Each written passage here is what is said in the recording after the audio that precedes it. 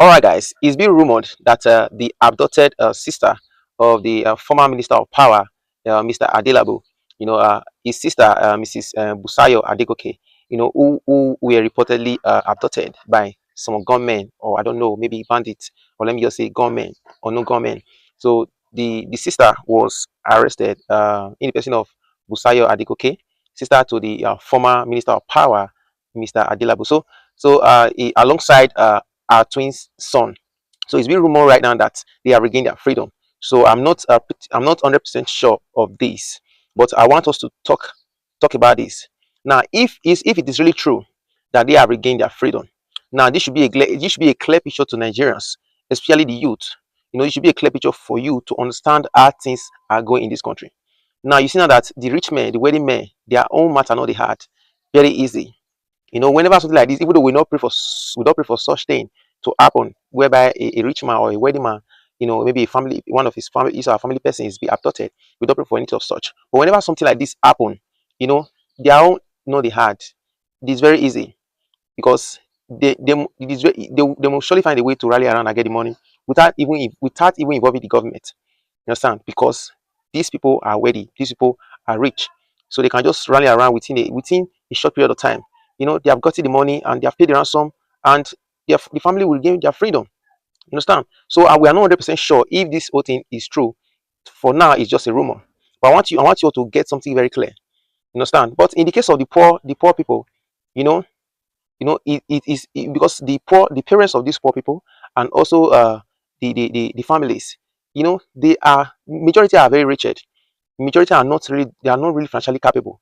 So the kind of demand that these bandits do make sometimes, so is they cannot even meet such demands.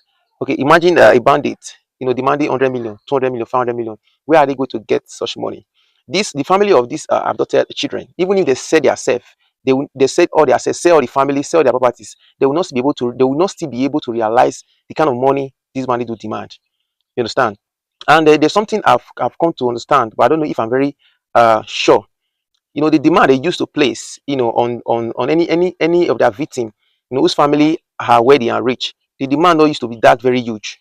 The demand used to be huge, but not as huge compared to that which they demanded in the case of the children that were adopted in Oyo State. Like imagine a figure of 1 billion naira. But if it were to be in the case where they are victims of whose families are wealthy and rich, the demand do not used to be up to that level. That is what I've come to understand. Maybe it's be something like 50 million, 100 million, 200 million upwards. It does not used to get to that level.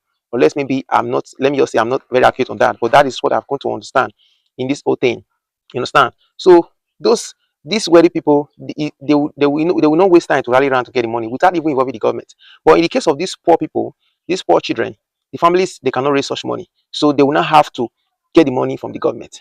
You see, and that is the more reason why poor children from poor homes, for poor families, they will continue to suffer this because the families cannot afford such. So they will now need the government to make provision of that ransom. And you know that the government will not take action fast because why? Because these are poor children. These are children from poor families, so they will not take them seriously. Let's say, for example, now I don't wish for anything like this to happen. Let's say, for example, the president's son is being held captive, using the same method. I bet you it will not even reach 24 hours before we gain his freedom. You understand? Because why? The family is a wealthy family. The family is a rich family. Only his father can single-handedly provide the money for the ransom. And under 24 hours, the son will be released. So I'm just using that one as an example. We are not wishing for anything like that. So you see, so I want you all to get a clear picture of this whole thing. So we are not really sure if